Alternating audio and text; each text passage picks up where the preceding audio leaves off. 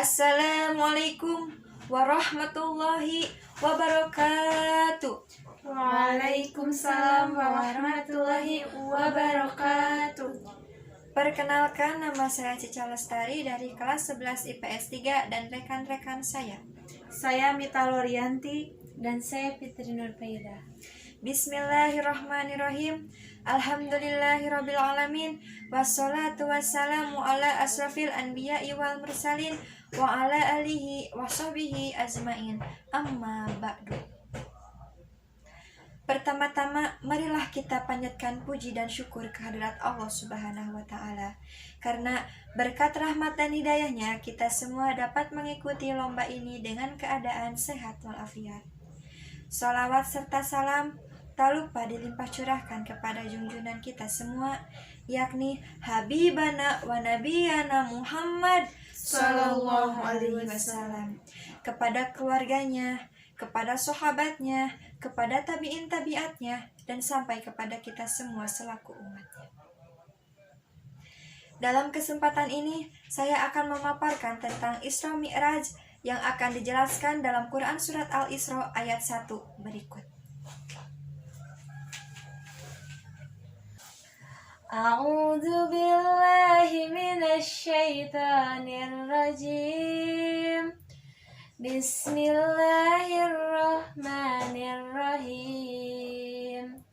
Subhanalladzi asra bi abdihi lailan minal masjidil haram ilal masjidil aqsa alladzi barakna hawlahu linuriyahu min ayatina innahu huwa sami'ul basir. Yang artinya, aku berlindung kepada Allah dari godaan setan yang terkutuk, dengan menyebut nama Allah yang Maha Pengasih lagi Maha Penyayang. Maha suci Allah yang telah memperjalankan hambanya, Muhammad, pada malam hari di Masjidil Haram sampai ke Masjidil Aqsa, yang telah kami berkahi sekelilingnya, agar kami perlihatkan tanda-tanda kebesaran kami. Sesungguhnya, Dia Maha melihat dan Maha mendengar.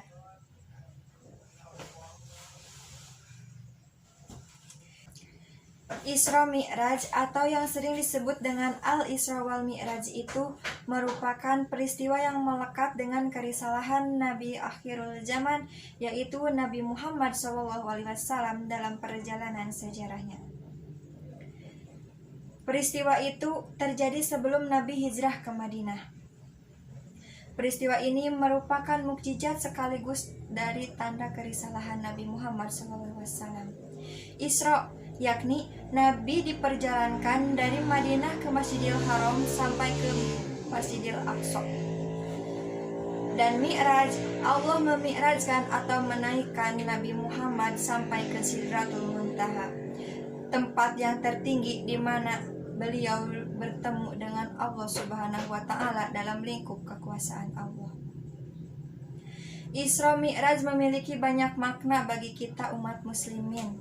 Di antaranya, 1. Isra dan Mi'raj itu merupakan kaum menggunakan keimanan orang Islam. Waktu itu, Abu Bakar Asy-Syiddiq, orang yang pertama kali mempercayai Nabi, menjalankan Isra dan Mi'raj. Bagaimana mungkin dalam satu malam Nabi berjalan dari Masjidil Haram sampai ke Sidratul Muntaha? Mereka menganggap Nabi itu mengada-ada, tetapi Abu Bakar Asy-Syiddiq mempercayainya sebagian dari iman.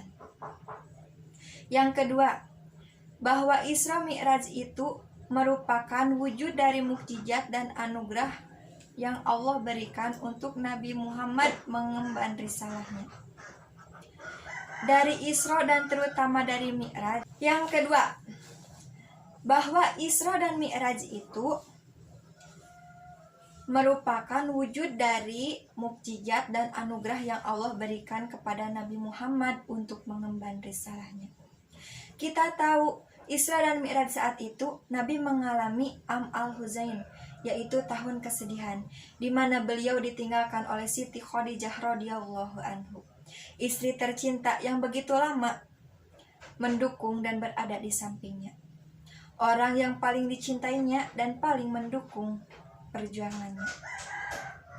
Dengan kesabaran dan ketangguhan Nabi, maka Isra dan Mi'raj menjadi tonggak bagi Nabi untuk terus menjalankan risalah Islam. Yang ketiga, Isra dan Mi'raj itu semakin memperkokoh kebenaran risalah Islam yang dibawa oleh Nabi Muhammad SAW. Dari Isra dan terutama dari Mi'raj, Nabi membawa perintah sholat. Dan lebih dari itu juga, dari Isra dan dari Mi'raj, Nabi menunjukkan satu hal kepada umat Islam, bahwa beliau tidak cukup menikmati perjalanan ruhani untuk bertemu dengan Allah dalam lingkup kekuasaan Allah Subhanahu wa Ta'ala, bukan dalam nalar manusia. Setelah itu, Nabi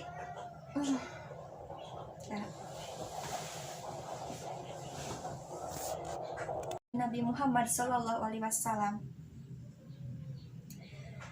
dari Isra dan terutama dari Mi'raj, Nabi membawa perintah sholat. Dan lebih dari itu juga, dari Isra dan dari Mi'raj, Nabi menunjukkan satu hal kepada umat Islam, bahwa beliau tidak cukup menikmati perjalanan ruhani untuk bertemu dengan Allah Subhanahu wa Ta'ala dalam lingkup kekuasaan Allah, bukan dalam nalar manusia. Yang boleh jadi mungkin dalam spirit orang-orang yang sebutlah mereka ingin mencari hidup juhud dan warok, dan dengan dalam spiritualitas dia akan berhenti di situ. Tapi Nabi tidak. Nabi kembali lagi ke bumi untuk mengemban risalahnya. Alhamdulillah, setelah itu Nabi hijrah ke Yatsrib, yaitu Madinah, selama 13 tahun dan total lamanya selama 23 tahun. Akhirnya, risalah Islam yang dibawa oleh Nabi akhirul zaman membangun puncak Al-Madinah Al-Munawwaroh, kota yang peradaban yang cerah mencerahkan, yang hadir dari Islam. Hadirin rahimakumullah, rupanya cukup sekian yang bisa saya sampaikan, hanya inti-intinya saja. Mohon maaf apabila ada kekurangan dan kehilafan.